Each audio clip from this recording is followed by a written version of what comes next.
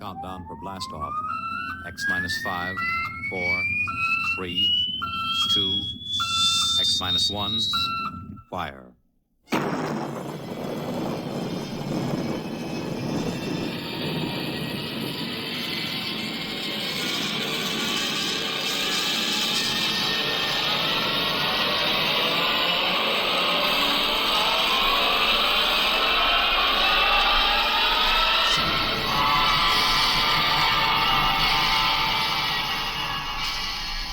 From the far horizons of the unknown come transcribed tales of new dimensions in time and space.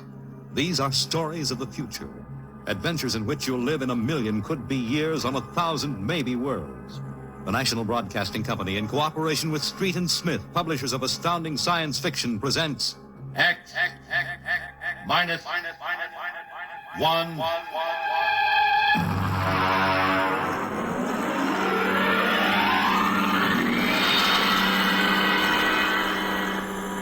Tonight's story.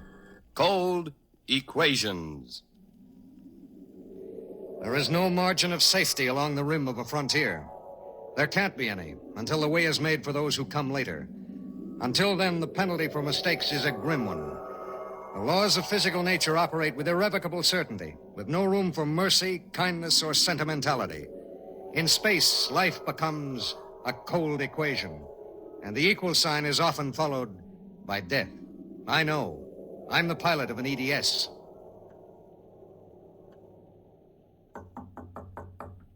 Come in. You sent for me, Commander? Yes. Sit down, Barton. We just got an ED from the Territorial Space Station on Woden. Woden. That's in the Crab Nebula, isn't it? That's right. There are 2 exploration parties there on Manning's continent. 8 men each. Mm-hmm. They've got calla fever in one of them and no serum. Oh, and I thought this was going to be a nice, quiet passenger run. Computers are working out your payload and your course right now. In exactly 10 minutes, we'll drop into normal space and launch your ship. I'll get her ready. One thing. What's that? Woden is at the maximum pay limit for an EDS. Figuring the weight of the serum, we'll be able to give you just enough fuel to land on Manning's continent if you make it the first pass. Otherwise, you'll burn out in midair. Mm-hmm. Standard procedure. Report to launching control. Right. Good luck, Barton. Thanks. Oh, by the way, Yes? when can I expect to be picked up?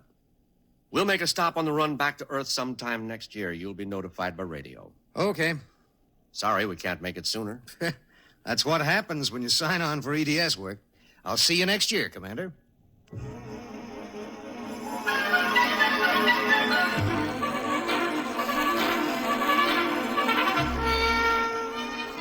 Down in the belly of the Stardust, the crew was working like beavers to get the EDS, the emergency dispatch ship, ready. Mechanics and technicians were swarming all over the place. Girls in inspectors' uniforms were checking the gauges in the supply cabinet. 9 minutes later, the exact course was in the computer. The serum was stowed in my supply cabinet closet, and little EDS 4G3 was ready to be born into space. Barton, Yes, sir. 30 seconds to blast off. All set?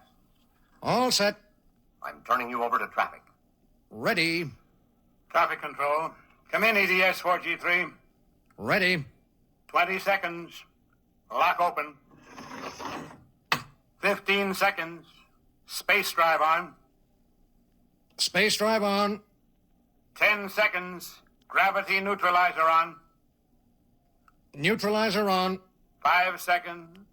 4, 3, 2, 1. Blast off.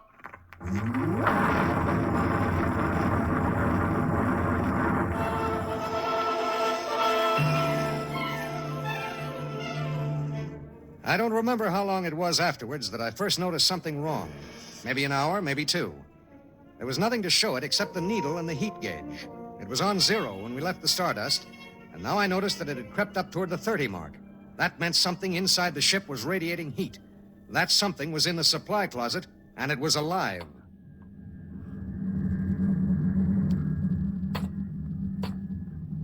All right, come out. Whoever or whatever you are, if you don't come out in 5 seconds, I'm going to blast you. 1, 2. Well, I'll be... Hello. I'm Marilyn Lee Cross. What are you doing in there? I'm a stowaway. Oh, my... What's the matter? Do I have to pay a fine or something? What are you doing here? I wanted to see my husband. Who's your husband? He's with the government survey crew on Woden. I haven't seen him since he left Earth 4 years ago.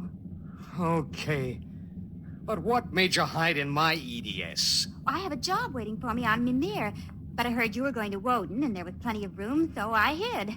Oh, I knew I'd be breaking some kind of rule, but what's one little rule?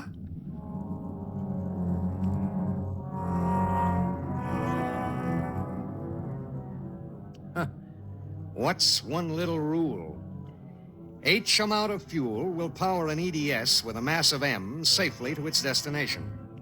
H amount of fuel will not power an EDS with a mass of M plus X safely to its destination. Well, how could she be expected to know?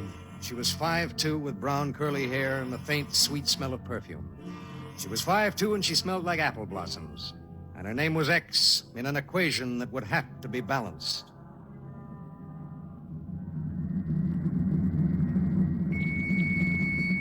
Stardust. Come in, EDS. Come in. This is Barton, emergency dispatch pilot 4G3. Go ahead. Give me Commander Delhart.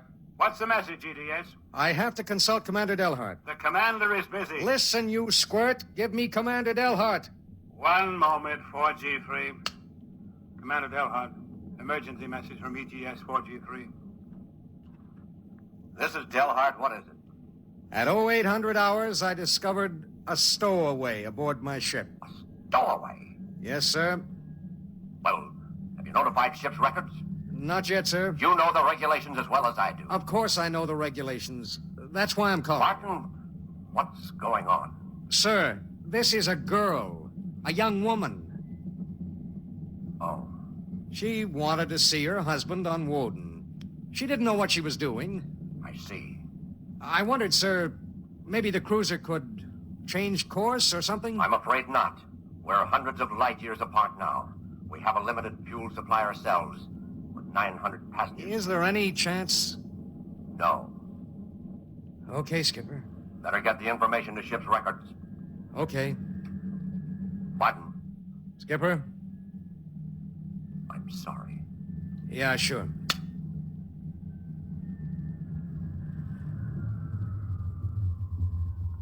You cut our acceleration, didn't you? Yes. Why? Well, save fuel. For a while. How did you manage to stow away?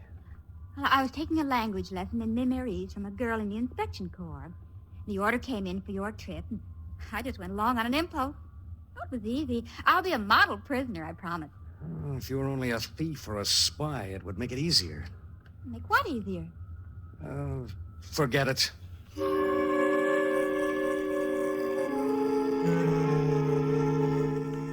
Why couldn't she have been somebody with some ulterior motive, a fugitive, hoping to lose himself in a raw new world, a crackpot with a mission?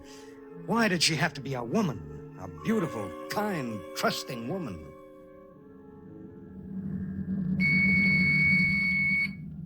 Stardust. Barton, EDS 4G3. Go ahead, 4G3. Identify a stowaway. Give me your identification disc, Miss Cross. Here. Why? Well, it's for ship's records. Identification number T8374. One moment. This is for the gray card, of course. Yes. I'll need the time of... I'll tell you later. That's highly irregular. Then we'll do it in a highly irregular manner. The subject is a young woman. She's listening to everything that's said. Are you capable of understanding that? Oh. Go ahead, 4G3. Number T8374-Y54. Name, Marilyn Lee Cross. Female, married. Born July 7th, 2160. Good Lord, you're only a child. Height, 5 feet 2 inches. Weight, 110. Hair, brown. Eyes, blue. Complexion, light. Blood type, O. Original destination, Port City, Mimir. Listen, I'll call you back later. Look, miss. Marilyn. Look, Marilyn. I guess you don't know what you got yourself into here. Well, it's like this. This ship is carrying Calla fever serum to the survey group on Woden. Yes. Their supply was wrecked in a tornado. The fever is always fatal unless the serum is given in the first 48 hours. Now, these little ships have exactly enough fuel to reach their destination. If you stay aboard her, your added weight will cause it to use up all its fuel before it can land. What happens then? We crash. You die, I die, and 6 fever victims on Woden die. Can't they send out another ship to meet her? There are no ships to send. Well, Oh, no. Oh, no, you couldn't do that. That's how it has to be. But that's crazy. I haven't done anything. I haven't hurt anybody. I'm sorry. I should have told you before, but I wanted to make sure there was no other way. You mean it? You're going to make me leave the ship? That's how it is. But I'll die. I'll explode. I'll be like those horrible pictures about... Try to understand. I do understand. You're going to kill me, and I didn't do anything. I know you didn't. I know you didn't. That has nothing to do with it. It has everything to do with it. Nobody just dies like that for no reason.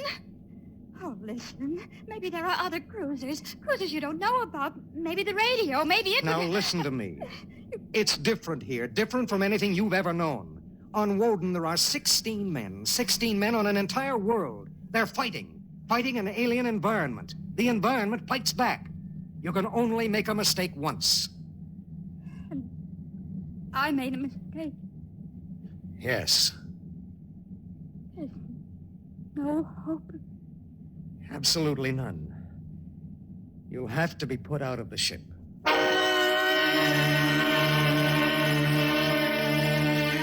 It was better so. With the going of all hope would go the fear. Then would come the resignation. She needed time, and there was so little. EDS. Starship to EDS. Need pertinent data. All right, Starship. When do you expect to complete your report? I need a computer check. I'll give you statistics. Statistics. This is EDS 4G3. I'm intersecting course vector 7.3 at 0831. Deceleration 1750, weight 1 ton. I would like to stay at point 10 as long as the computers allow. Will you give them the question? Check. I'll call you back. We wouldn't have long to wait. The new factors would be fed into the steel maw of the computer bank, and the electrical impulses would go through the complex circuits. Here and there, a relay would click, a tiny cog turn over. But it would be the current, formless, mindless, invisible, which would determine with utter precision how long the pale young girl beside me would live. 5 little segments of metal in the second bank would trip against an inked ribbon, and the machine would spit out the answer. You will resume deceleration at 1910. It was 1810 when he spoke. 1 hour. She has 1 hour to live.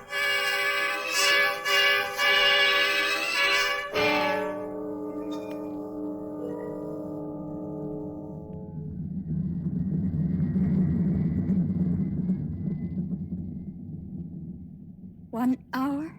That's it. All I did was hide in a closet. And now you tell me I have to die. I don't believe it. You might as well get used to it. If this happened back on Earth, 1,000 ships would fill the sky. The whole world would know about it. They'd do everything to save me. This isn't Earth. It was such a big dream. Jerry and I separated almost 5 years ago. We were too young. And I was going to see him to try to make everything all right again. Are you married? I was. Oh? She ran off with some guy in the weather service. Do you still think about it? I don't let myself. Where is she? Back on Earth. Look, if you don't mind, I'd just as soon talk about something else. Okay. What do you do when you've got an hour to live? What do you talk about? What's Jerry like? Jerry? Oh, he's a funny guy. When he found out, I mean about the other fella, he didn't get mad. He cried. That was all he felt, sadness. So you walked all over him. Oh, I thought I wanted him to get mad at me, to be jealous. And now? thinking about him for 5 years. So when I heard the ship was bound for Woden and I knew Jerry was there, I stowed away. I didn't know about the fuel. I didn't know this would happen to me. She had violated a man-made law that said keep out. The penalty was not of man's making or desire. It was not a penalty men could revoke. H amount of fuel will power an EDS with a mass of M's safely to its destination. The time was 1830. 40 minutes. It was beginning to get me. A space frontier is a rough place, and I'd seen 100 men die since I left Earth. But this was different. I watched her as she wrote a message to her folks. I watched her as she fought her way through the black horror of fear toward the calm gray of acceptance. And then there it was on the view screen. The planet Woden, a red ball enshrouded in the blue haze of its atmosphere, swimming in space against the background of star-sprinkled blackness. The chronometer on the instrument panel said 1845.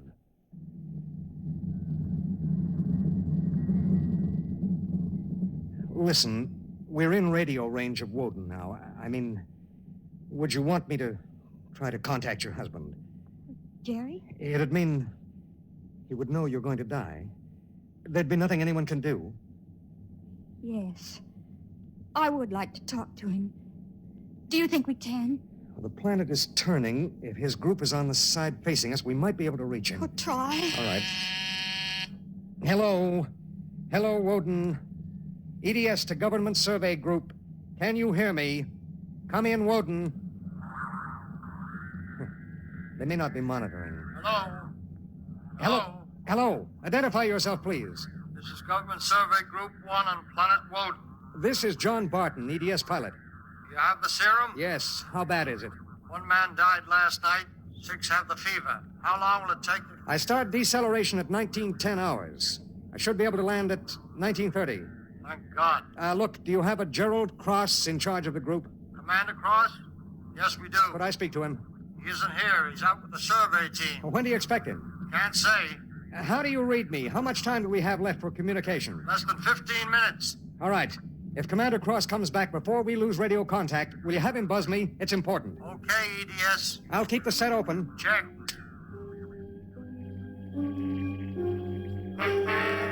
The minutes passed like small bits of eternity. On the view screen, I could see Manning's continent sprawled like a gigantic hourglass in the eastern sea. There was a thin line of shadow where it was beginning to disappear as the planet turned on its axis.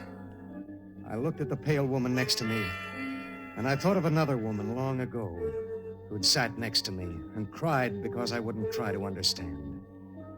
What had she written in those letters back home? What would they think of the faceless, unknown pilot who'd sent her to her death? What would I think of myself alone nights, reliving this voyage?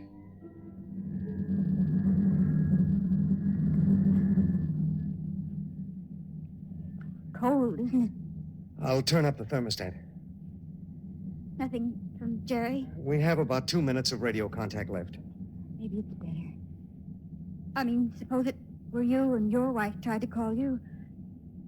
How would you feel? I don't know. Do you ever hear from her? I got a letter about a year ago. I tore it up. That was foolish. Yeah, it was.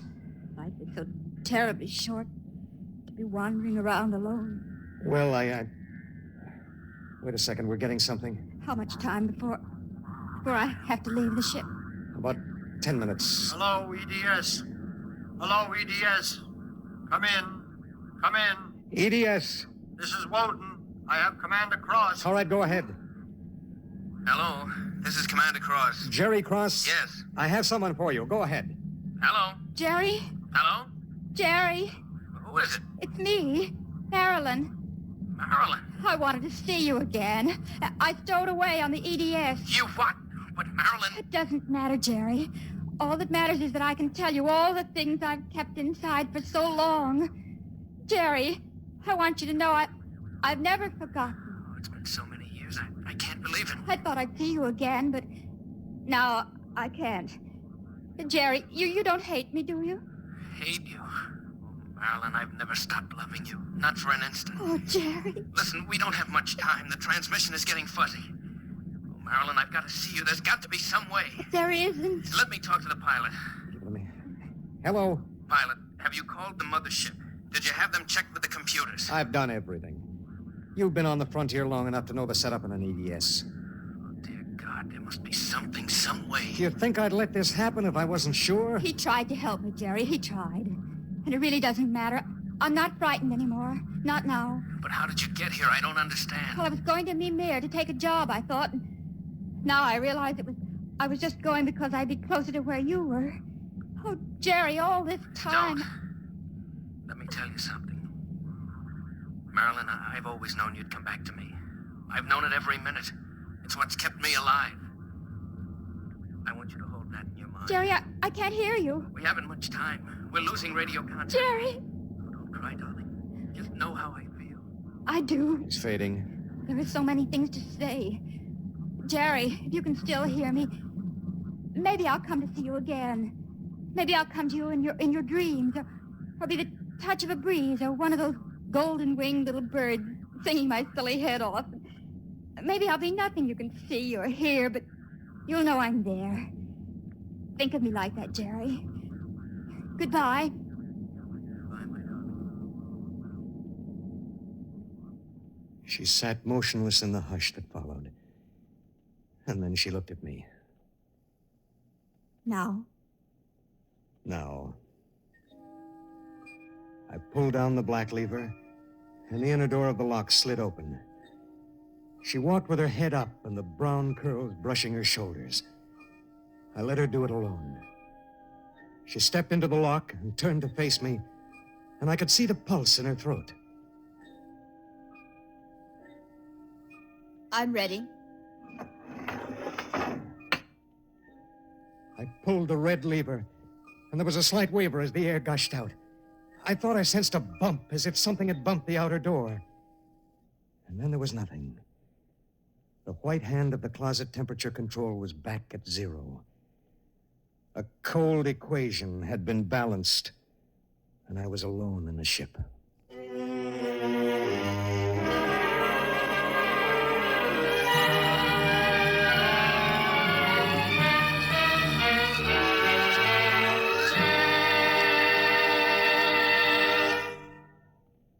You have just heard X-1, presented by the National Broadcasting Company in cooperation with Street and Smith, publishers of astounding science fiction. Tonight, by transcription, X-1 has brought you Cold Equations, written by Tom Godwin and adapted for radio by George Lefferts. Featured in the cast were Court Benson as Barton, Jay Meredith as Marilyn, Milo Bolton as Commander Delhart, Bob Hastings as Jerry Cross, Jack Arthur as Traffic Control Officer, and Walter Kinsella as the Woden Monitor. Your announcer, Bill Rippey. X-1 was directed by Ken McGregor and is an NBC Radio Network production.